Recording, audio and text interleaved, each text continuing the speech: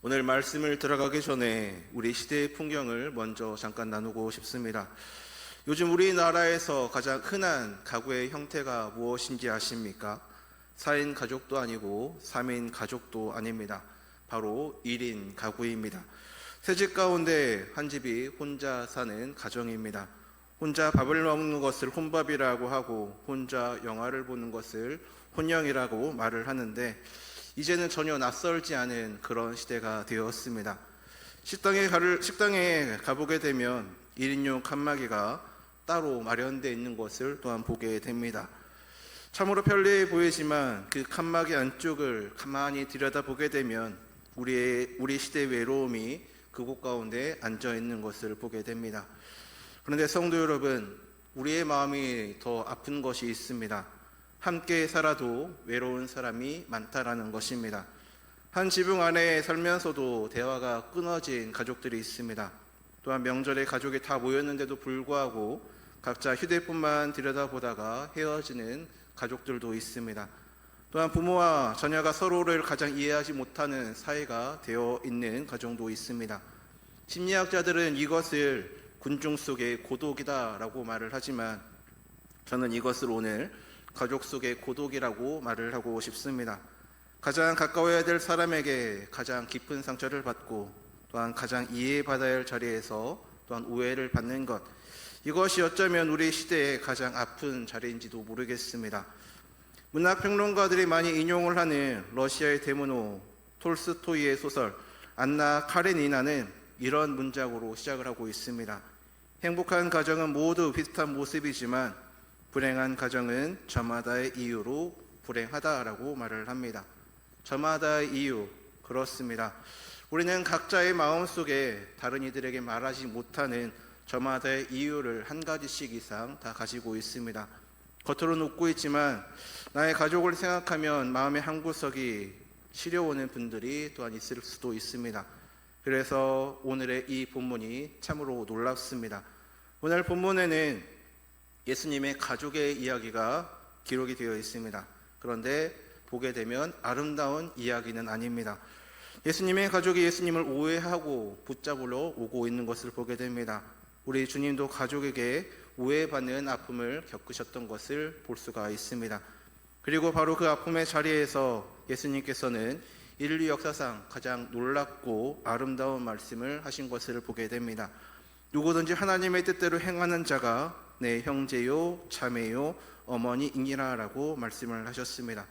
혈연을 넘어서는 새로운 가족, 하나님의 가족을 지금 말씀하고 계십니다. 오늘 저녁 이 말씀이 여러분의 외로움에 대한 하나님의 응답이 되기를 바랍니다.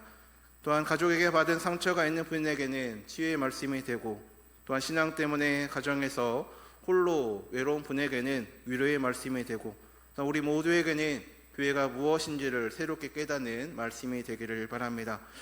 먼저 오늘 본문의 상황을 함께 보겠습니다. 먼저 20절 말씀입니다. 집에 들어가시니 우리가 다시 모임으로 식사할 겨를도 없는지라 라고 말씀을 하고 있습니다. 예수님께서는 지금 가버나움의 집으로 들어가셨습니다. 그런데 무리가 어찌나 많이 몰려들었는지 예수님과 제자들은 밥 한 끼 드실 겨를조차 없었습니다. 예수님의 사역이 얼마나 뜨거웠는지 보여주는 장면입니다. 그런데 21절 말씀을 보게 되면 이 소식이 나사렛에 있는 예수님의 가족에게도 전달된 것을 보게 됩니다. 예수의 친족들이 듣고 그를 붙들러 나오니 이는 그가 미쳤다 하밀로라 라고 말을 합니다. 여기서 붙들러라 라는 말이 헬라어로 크라테사이라고 발음을 하는데, 이 단어는 예수님께서 겟세마네 동산에서 체포를 당하셨을 때 쓰인 단어와 동일한 단어입니다. 가족이 예수님을 강제로 끌고 가려고 나선 것입니다. 왜 이와 같이 했겠습니까? 그가 미쳤다라는 소식을 들었기 때문입니다. 헬라어로 엑세스테라고 발음을 하는데 곧 제정신이 아니다, 정신이 나갔다라는 뜻입니다. 나사렛에서 가버나움까지는 걸어서 하루가 넘는 길인데도 불구하고 어머니 마리아와 동생들이 그 먼 길을 걸어왔습니다. 미움 때문이 아니라 그들 나름의 걱정과 사랑 때문이었을 것입니다. 그러나 그것은 예수님을 알지 못하는 사람, 오해에 사로잡힌 사랑이었습니다. 그리고 마가는 그 사이에 또 하나의 장면을 놓고 있는 것을 보게 됩니다. 22절 말씀을 보면 예루살렘에서 내려온 서기관들입니다. 그들은 한 걸음 더 나아간 것을 보게 됩니다. 그가 바알세불이 집혔다며 또 귀신의 왕을 힘입어 귀신을 쫓아낸다라고 그들은 말을 했습니다. 가족들은 예수님을 보고 미쳤다라고 했고 종교 지도자들은 귀신이 들렸다라고 하였습니다. 이것이 바로 예수님께서 이 땅 가운데 오셔서 받으신 대접이었습니다. 가장 가까운 이들에게는 오해를, 가장 경건하다라고 말하는 이들에게는 모독을 당하셨습니다. 여기에서 마가복음 특유의 기록 방식을 잠깐 보도록 하겠습니다. 마가는 21절 말씀을 보게 되면 가족의 이야기로 시작을 해서 22절부터 30절 그 중간에서는 서기관의 논쟁을 놓고 마지막 31절부터 35절에는 다시 가족의 이야기로 마치는 것을 보게 됩니다. 성경학자들은 이것을 샌드위치 구조다라고 말을 합니다. 빵 사이에 속을 끼워 넣는 그것을 말하는 것입니다. 그렇다면 왜 이와 같이 기록을 했겠습니까? 두 이야기를 서로 비추어서 읽으라는 것입니다. 안에서는 오해하는 가족과 밖에서는 비방하는 서기관들, 그 가운데 예수님께서 계십니다. 그리고 그 논쟁의 중심에서 예수님께서는 27절에 이와 같이 말씀을 하셨습니다. 사람이 먼저 강한 자를 결박하지 않고는 그 강한 자의 집에 들어간 세간을 강탈하지 못하리니 결박한 후에야 그 집을 강탈하리라 라고 말씀을 하셨습니다. 예수님께서 귀신을 쫓아내신 것은 귀신의 힘을 빌려서가 아니라 강한 자, 곧 사탄을 결박하셨기 때문이다 라는 것입니다. 예수님은 미치신 분이 아닙니다. 더더욱 귀신 들리신 분도 아닙니다. 사탄의 나라를 무너뜨리시려고 하나님의 나라를 세우러 오신 위대하고 강하신 분이십니다. 이제 마지막 장면을 보겠습니다. 31절과 32절 말씀을 보게 되면 드디어 어머니와 동생들이 그곳에 도착을 했습니다. 그런데 그들은 밖에 서서 사람을 보내어서 예수님을 불렀습니다. 무리는 예수님을 둘러 앉아 있었습니다. 마가는 여기에서 밖에 선 사람들과 또한 둘러 앉은 사람들을 의도적으로 대비시켜 놓은 것을 볼 수가 있습니다. 그때 예수님께서 물으십니다. 누가 내 어머니이며 동생들이냐? 그리고 34절 말씀에 둘러 앉은 자들을 보시며 이르시되 내 어머니와 내 동생들을 보라 라고 말씀을 하십니다. 여기서 보시며 라는 단어를 원어로 해석한 것을 보게 되면 한 사람 한 사람을 천천히 둘러보셨다라는 것 뜻입니다. 그 눈길이 얼마나 따뜻했겠습니까? 그리고 35절에 아름다운 선언이 다시 나옵니다. 누구든지 하나님의 뜻대로 행하는 자가 내 형제요 자매요 어머니이니라 라고 말씀을 하십니다. 성도 여러분, 하나님께서 오늘 본문을 통해서 우리에게 말씀하시는 것이 과연 무엇이겠습니까? 분명히 해둘 것이 있습니다. 예수님은 지금 육신의 가족을 버리신 것이 아닙니다. 예수님은 십자가 위에서 어머니 마리아를 요한에게 부탁을 하셨습니다. 예수님이 하시는 말씀은 이것입니다. 혈연의 가족보다 더 깊고 더 넓고 더 영원한 가족이 있다라는 것을 우리에게 말씀하고 계시는 것입니다. 하나님의 뜻을 중심으로 맺어진 가족, 예수님이 친히 내 형제요 자매요 어머니라고 불러주시는 가족, 곧 하나님의 가족인 것입니다. 그렇다면 오늘 말씀의 뼈대를 한 문장으로 정리하자면 이와 같이 정리할 수 있을 것 같습니다. 하나님의 가족은 핏줄로 태어나는 것이 아니라 예수님을 바로 알고 예수님 곁에 둘러앉고 하나님의 뜻을 행함으로 맺어지는 가족이다라는 것입니다. 세상의 가족은 내가 선택할 수 없습니다. 태어나 보니 그 부모였고 그 형제였습니다. 그러나 하나님의 가족은 다릅니다. 하나님께서 은혜로 부르시고 우리가 믿음으로 응답하여 맺어지는 가족인 것입니다. 그리고 이 가족의 가장이신 하나님은 실수하지 않으시고 맏형인 예수님께서는 우리를 버리지 않으시며 이 가족의 유업은 또한 영원한 것을 볼 수가 있습니다. 오늘 본문이 보여주는 그 하나님의 가족의 모습을 세 부분으로 나누어서 함께 은혜를 나누고자 합니다. 먼저 하나님의 가족은 예수님을 믿음의 눈으로 바라보아야 하는 것입니다. 본문에서 예수님을 바라보는 두 개의 잘못된 시선이 나오는 것을 보게 됩니다. 가족의 시선과 서기관들의 시선입니다. 가족들은 예수님을 보고 미쳤다라고 말을 하였습니다. 생각해 보십시오. 그들의 눈에 비친 예수님의 모습이 어떤 모습일지. 30년 동안 나사렛에서 목수일을 하면서 가정을 책임졌던 성실했던 장남이었습니다. 그런데 어느 날 갑자기 그 모든 일들을 놓고 떠나더니 밥도 못 먹을 만큼 사람들에게 시달리고 또한 종교 권력자들과 부딪히고 있다는 소문이 그들 가운데 들려왔을 것입니다. 세상의 상식으로 보게 되면 걱정할 만한 그런 일들입니다. 그런데 성도 여러분, 바로 여기에 함정이 있습니다. 그들은 예수님을 내가 아는 예수 그 틀 안에서 예수님을 바라보았다라는 것입니다. 쟤는 내가 키웠는데, 쟤는 내 형제인데, 쟤는 목수의 아들인데 30년을 한 지붕 아래 살았지만 예수님이 정말 누구신지 정확하게 알지는 못했습니다. 가까이 있다는 것과 바로 안다는 것은 전혀 다른 문제입니다. 서기관들의 시선은 더 무서운 것을 보게 됩니다. 그들은 예수님의 능력을 부인할 수 없었습니다. 귀신이 쫓겨나는 것을 두 눈으로 그들이 바라보았기 때문입니다. 그러자 그들은 그 능력의 출처를 바꿔치기 하는 것을 보게 됩니다. 귀신의 왕을 힘입어 귀신을 쫓아냈다라고 그들은 말을 하였습니다. 성령으로 하시는 하나님의 일을 사탄의 짓이라고 낙인 찍고 있는 것입니다. 예수님은 이것을 28절과 29절 말씀에 엄중히 경고를 하십니다. 사람의 모든 죄와 모든 모독하는 일은 사하심을 얻되 누구든지 성령을 모독하는 자는 영원히 사하심을 얻지 못하고 영원한 죄가 되느니라 라고 말씀을 하십니다. 이른바 성령 모독죄입니다.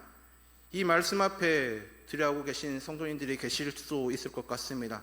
혹시 내가 그 죄는 짓고 있진 않을까? 그러나 성도 여러분, 안심하시기를 바랍니다. 이 죄를 지을까 봐 두려워하는 그 마음 자체가 여러분 안에 성령님께서 일하고 계시다라는 증거입니다. 성령 모독은 실수로 짓는 죄가 아닙니다. 서기관들처럼 성령의 역사를 뻔히 보면서도 끝까지 고의로 또 완악하게 저것은 사탄이 한 것이다 라고 거부하는 것입니다. 빛을 빛으로 인정하지 않는 사람에게는 빛으로 나올 길 자체가 닫히는 것입니다. 용서의 문이 좁아서가 아니라 용서를 주시는 성령을 스스로 거부하기 때문입니다. 그렇다면 하나님의 가족은 예수님을 어떻게 바라봐야 하겠습니까? 둘러앉은 제자들과 무리를 바라봐야 할 것입니다. 그들도 부족한 사람들이었습니다. 그러나 그들에게는 한 가지 이유가 있어서 그곳에 둘러앉아 있었습니다. 이분 곁에 있어야 산다. 이분의 말씀을 들어야 한다. 믿음의 눈이 그들 가운데 열려 있었기 때문입니다. 훗날 베드로가 고백을 합니다. 주는 그리스도시요 살아계신 하나님의 아들이시니다 라고 그는 고백합니다. 이에 예수님께서 뭐라고 말씀을 하십니까? 이를 내게 알게 한 이는 혈육이 아니요 하늘에 계신 내 아버지시니라 라고 말씀을 하십니다. 그렇습니다. 예수님을 바라보는 눈은 혈육이 주지 못합니다. 하나님께서 열어주십니다. 그리고 그 눈이 열린 사람만이 하나님의 가족인 것입니다. 성도 여러분, 우리도 예수님을 내가 만들고 있는 그 틀 안에 가두고 있진 않습니까? 내 소원을 이루어주시는 예수님, 내 상식에 맞는 예수님, 내가 필요할 때만 찾는 예수님. 그러나 우리 예수님께서는 우리의 틀보다 더 크고 위대한 분이십니다. 우리가 할 일은 예수님을 내 틀에 맞추는 것이 아니라 내 틀을 깨고 예수님 그대로 바라보는 것입니다. 그렇게 한다면 우리의 삶 가운데 무엇이 달라지겠습니까? 예수님을 믿음의 눈으로 바라보기 시작할 때 먼저 달라지는 것은 우리의 환경이 아니라 해석이 달라질 것입니다. 똑같은 고난이 와도 미쳤다라고 손가락질하던 그 세상의 눈에는 실패로 보이는 그 자리가 믿음의 눈에는 하나님이 일하시는 자리로 보이기 시작할 것입니다. 실제로 우리 주변을 한번 바라보시기를 바랍니다. 큰 병을 만나고도 무너지지 않는 성도들이 있습니다. 그분들의 병이 가벼워서 그렇습니까? 아닙니다. 그들 곁에 계시는 예수님을 보는 눈이 그들 가운데 열려있기 때문에 그렇습니다. 물론 믿음의 눈이 열린다라고 해서 모든 문제가 하루아침에 다 사라지는 것은 아닙니다. 그러나 분명한 것은 문제를 보는 내가 달라지고 불평이 들어진 그 자리에 감사가 자라며 두려움이 앉았던 자리에 평안히 앉기 시작할 것입니다. 매일 아침 말씀을 펴고 주님, 오늘도 주님 그대로 보게 하옵소서라고 고백을 하며 기도로 하루를 여는 성도님 되시기를 바랍니다. 그 작은 습관이 쌓이고 쌓이면 여러분의 입술의 언어가 달라질 것이고 또한 가정의 공기가 달라지는 것을 우리의 삶을 통해서 경험하게 될 것입니다. 믿음의 눈으로 오직 예수님만을 바라보는 모든 성도님 되시기를 바랍니다.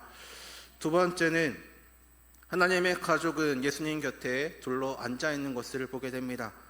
본문에서 제가 오랫동안 가장 묵상했던 장면 중에 하나였습니다. 31절과 34절의 대비입니다. 예수님의 가족은 밖에 서서 예수님을 불렀습니다. 무리들은 예수님을 둘러 앉아 있었습니다. 밖에 선 사람들과 둘러 앉은 사람, 마가는 이 두 자세를 나란히 놓고 우리에게 지금 묻고 있습니다. 너는 지금 어디에 있느냐라고 우리에게 묻습니다. 그렇다면 밖에 선 사람의 특징부터 보겠습니다. 첫째, 그들은 예수님을 부르는 자들입니다. 내가 예수님께 가는 것이 아니라 예수님이 내게 오시기를 날마다 요구합니다. 예수님, 이리 나오셔서 제 말 좀 들어보십시오. 제 계획대로 움직여 주십시오라고 말하는 사람들입니다. 성도 여러분, 이것이 바로 밖에 선 신앙인의 모습입니다. 예수님을 주인으로 모시는 것이 아니라 예수님을 내 인생의 심부름꾼으로 부려먹는 신앙의 모습입니다. 두 번째는 밖에 선 사람은 말씀이 들리지 않는 자리에 있다라는 것입니다. 집 안에서는 예수님의 말씀이 흘러넘치고 있는데 밖에 선 사람들에게는 그 말씀이 전혀 들리지 않습니다. 웅성거리는 소리만 들릴 뿐입니다. 교회 다녀도 말씀이 들리지 않는 사람들이 있습니다. 몸은 예배의 자리에 있는데 마음은 밖에 나가 있기 때문에 그렇습니다. 반면에 둘러앉은 사람들은 어떻습니까? 여기 둘러앉았다라는 말씀이 참으로 귀합니다. 첫째, 앉았다라는 것은 그 자리에 머물기로 작정했다라는 것입니다. 서 있는 사람은 언제든 떠날 준비가 되어 있는 사람들입니다. 그러나 앉아있는 사람은 저는 여기 있겠습니다. 말씀이 끝날 때까지, 아니 끝나도 떠나지 않겠다라고 결단을 하는 사람들입니다. 두 번째, 둘러앉아 있다라는 것은 예수님이 중심이 되었다라는 뜻입니다. 원을 그리며 앉으면 원을 그려서 그 원에 따라서 앉게 되면 누구를 향하게 되겠습니까? 가운데에 있는 사람들을 향해서 앉게 됩니다. 내 자리가 앞이냐 뒤냐가 중요하지 않습니다. 모두가 예수님을 향해 있기 때문입니다. 세 번째, 둘러앉아 있으면 옆 사람이 보이는 것을 보게 됩니다. 예수님을 중심으로 앉는 순간 내 곁에 앉은 사람이 남이 아니라 한 상에 둘러앉은 식구가 되는 것입니다. 이것이 바로 교회입니다. 교회는 건물이 아닙니다. 교회는 또한 프로그램도 아닙니다. 예수님을 중심으로 둘러앉은 하나님의 가족, 그것이 바로 교회의 모습입니다. 그런데 예수님은 둘러앉은 그들을 제자라고만 부르지 않으셨고 내 어머니와 내 동생들이라고 부르셨습니다. 스승과 제자의 관계를 넘어서 가족으로 그들을 품어주셨습니다. 한 사람 한 사람을 천천히 둘러보시던 그 눈길을 한번 상상해 보시기를 바랍니다.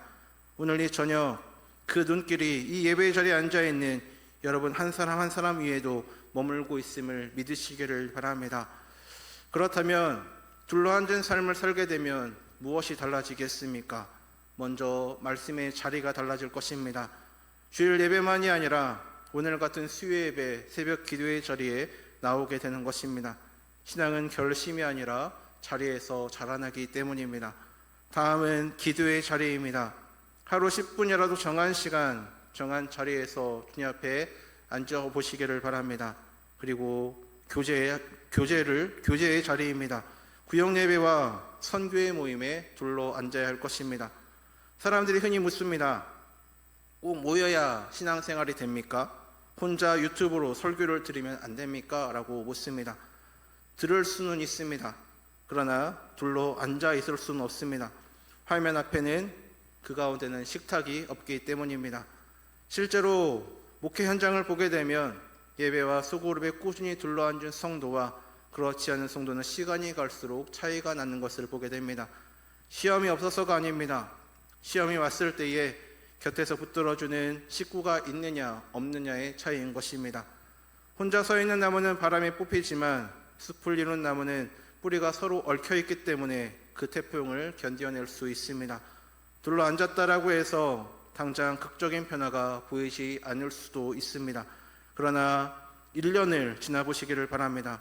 외로움의 무게가 달라질 것이고 넘어졌을 때 일으켜주는 손이 곁에 있고 무엇보다 말씀이 들리는 귀가 열려있는 나 자신을 발견하게 될 것입니다. 이 저녁 밖에 서서 예수님을 불러내는 자리에서 내려와서 예수님 곁에 둘러앉는 성도님 되시기를 바랍니다. 마지막 세 번째는 하나님의 가족은 하나님의 뜻을 행하는 것입니다. 이제 본문의 절정 35절의 말씀입니다. 누구든지 하나님의 뜻대로 행하는 자가 내 형제요 자매요 어머니이라 라고 말씀을 하십니다. 먼저 누구든지 라는 말씀을 보겠습니다. 당시 유대인들에게는 하나님의 백성이 되는 분명한 조건이 있었습니다. 바로 아브라함의 혈통이어야만 했습니다. 그런데 예수님께서는 그 담을 단번에 허무셨습니다. 누구든지 유대인이든 이방인이든 배운 자든 못 배운 자든 부자든 가난한 자든 과거가 어떠하든 상관없다라는 것입니다. 예수님을 둘러앉은 그 무리 속에는 세리도 있었고 죄인이라 손가락질 받았던 사람들도 있었을 것입니다. 그들을 향해 예수님은 내 형제요 자매요 어머니라 라고 하셨습니다. 오늘 이 자리에 앉으신 성도님들도 그 누구든지 안에 들어있는 성도님들이십니다. 다음으로 하나님의 뜻대로 행하는 자라는 말씀을 보겠습니다. 아는 자가 아닙니다. 느끼는 자도 아닙니다. 행하는 자를 말하는 것입니다. 그리고 헬라어 원문에서 이 행하는 이라는 동사는 한 번 하고 마는 행동이 아니라 계속해서 살아가는 삶의 방식을 말하는 것입니다. 하나님의 가족은 하나님의 뜻을 이벤트 형식으로 행하는 사람이 아니라 일상으로 살아가는 사람이라는 것입니다. 그러면 하나님의 뜻이 무엇이겠습니까? 막연하게 느껴지실 수 있겠지만 성경은 놀랍도록 우리에게 분명하게 말씀을 하고 있습니다. 예수님께서 말씀하셨습니다. 하나님께서 보내신 이를 믿는 것이 하나님의 일이니라 라고 말씀을 하셨습니다. 하나님의 뜻의 출발은 바로 예수님을 믿는 것에서부터 시작이 되는 것입니다. 그리고 데살로니가 전서는 이와 같이 말씀합니다. 항상 기뻐하라, 쉬지 말고 기도하라, 범사에 감사하라. 이것이 그리스도 예수 안에서 너희를 향하신 하나님의 뜻이니라. 정리하면 이와 같습니다. 예수님을 믿는 믿음, 기뻐하고 기도하고 감사하는 일상, 그리고 거룩을 향해 걸어가는 삶, 이것이 바로 하나님의 뜻입니다. 멀리 있지 않습니다. 또한 특별한 사람들에게만 또한 주어지는 것도 아닙니다. 오늘 저녁 집으로 돌아가 그 마주하는 그 자리, 그 관계, 그 일상 속에서 일상 가운데에 하나님의 뜻이 있는 것입니다. 하지만 여기에서 우리는 한 가지를 분명히 해야 할 것입니다. 행함으로 하나님의 가족이 되는 것이 아니다라는 것입니다. 순서를 바꾸게 되면 복음이 무너져버리고 맙니다. 우리는 행위로 자격을 얻어서 입양된 것이 아니라 은혜로 먼저 가족이 되었기 때문에 아버지의 뜻을 행하는 것입니다. 자녀가 부모의 말을 잘 들어서 자녀가 됩니까? 아닙니다. 자녀이기 때문에 부모의 마음을 따라 사는 것입니다. 행함은 가족이 되는 입장권이 아니라 가족이라는 증거요, 가족다움의 열매인 것입니다. 그러나 반대로 열매가 전혀 없는 나무를 가리켜 살아있다라고 말할 수는 없습니다. 야고보서의 말씀처럼 행함이 없는 믿음은 죽은 믿음입니다. 하나님의 가족은 아버지의 뜻을 행하는 것으로 자신이 그 집 자녀임을 세상에 보여주는 사람들인 것입니다. 그렇게 살게 되면 무엇이 달라지겠습니까? 이번 한 주간 하나님의 뜻을 세 가지 작은 실천으로 한번 옮겨보시기를 바랍니다. 먼저 감사의 실천입니다. 잠들기 전에 오늘 하루 그 감사의 세 가지를 생각하면서 적어보시기를 바랍니다. 두 번째는 화해의 실천입니다. 마음에 걸리는 그 한 사람에게 먼저 연락을 하는 것입니다. 세 번째는 바로 섬김의 실천입니다. 교회 안에서든 가정에서든 아무도 알아주지 않는 그 작은 섬김 하나를 맡아보시기를 바랍니다. 거창하지 않아도 괜찮습니다. 물론 모든 관계가 즉시 회복되는 것은 아닐 것입니다. 어떤 화해는 몇 년 이상이 걸릴 것이고 또 어떤 기도는 평생을 드려야 할지도 모릅니다. 그러나 분명한 것은 하나님의 뜻을 행하는 사람의 인생에는 방향이 생긴다라는 것입니다. 흔들려도 표류하지 않습니다. 그리고 그 사람을 통해서 가정이 달라지고 그 가정들이 모여서 또한 교회가 세상의 소망이 되어갈 것입니다. 이 저녁 듣는 자리에서 한 걸음 더 나아가 행하는 자리로 옮겨가는 우리 모든 성도님 되시기를 바랍니다. 성도 여러분, 그런데 오늘 우리가 반드시 보아야 할 마지막 장면이 한 가지가 있습니다.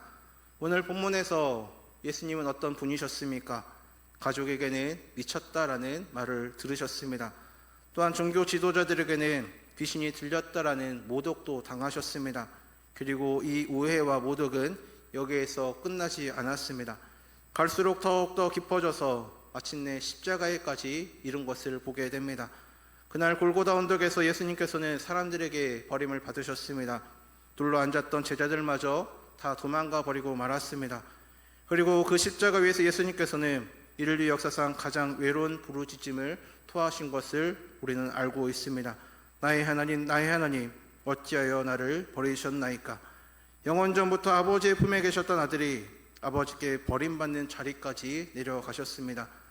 왜 그와 같이 버림받으셨습니까? 왜 예수님은 그 자리까지 가셔야만 했겠습니까? 인간의 문제가 무엇인지 보아야 합니다. 우리의 문제는 단지 외로움이 아닙니다. 가정의 불화가 아닙니다. 그 모든 것의 뿌리에는 죄가 있습니다. 죄로 인해 우리는 하나님 아버지의 집을 떠난 자들이었습니다. 아버지가 없는 고아처럼 밖에 선 자들처럼 하나님과 원수된 채로 살아온 것들이 우리의 삶의 모습입니다. 우리 스스로는 그 하나님의 집으로 들어갈 수가 없었습니다. 아무리 착하게 살아도, 아무리 종교적으로 살아도 죄인이 거룩하신 그 하나님의 가족이 될 자격을 만들어지지 않기 때문에 우리는 들어갈 수 없었습니다. 그래서 하나님께서 친히 움직이셨습니다. 하나님의 아들이 아버지의 집을 떠나 이 땅 가운데 오셨습니다.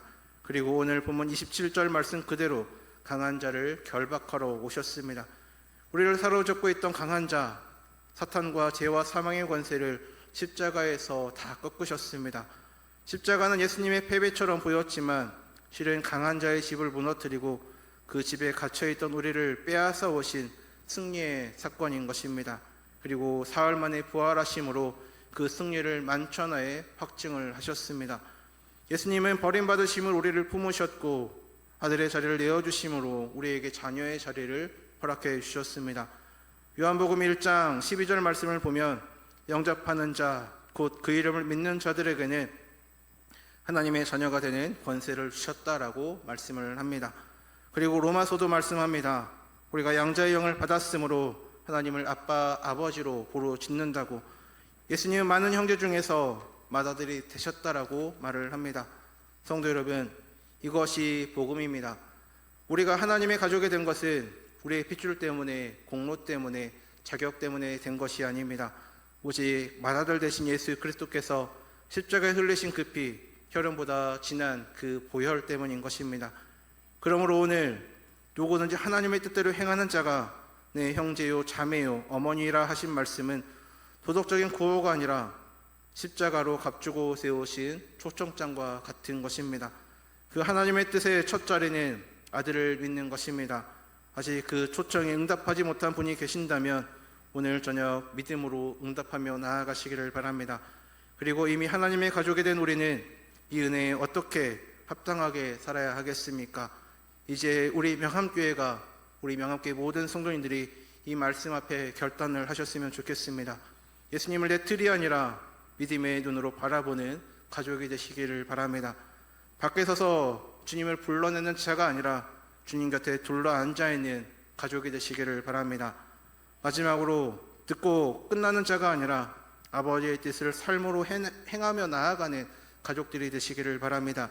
그래야 이 외로움의 시대에, 가족 속에서도 고독한 이 시대에 우리 명함교회가 상처 입은 영혼들이 돌아와 앉아할 수 있는 하나님의 식탁이 되고, 또한 이 청주 땅에 하나님의 가족의 따뜻함을 보여주는 참된 그리스도의 몸된 교회가 되기를 바랍니다. 성도 여러분, 오늘도 예수님은 이 자리에 둘러앉아 있는 우리 한 사람 한 사람을 천천히 따뜻하게 둘러보시면서 말씀하고 계십니다. 보라, 내 어머니와 내 동생들이라 라고 지금도 말씀하고 계십니다. 이 놀라운 부르심을 가슴에 품고 하나님의 가족답게 또한 믿고 하나님의 가족답게 또한 사랑을 하며 하나님의 가족답게 순종하며 나아가는 우리 모든 성도님의 삶이 되기를 주님의 이름으로 간절히 소망합니다.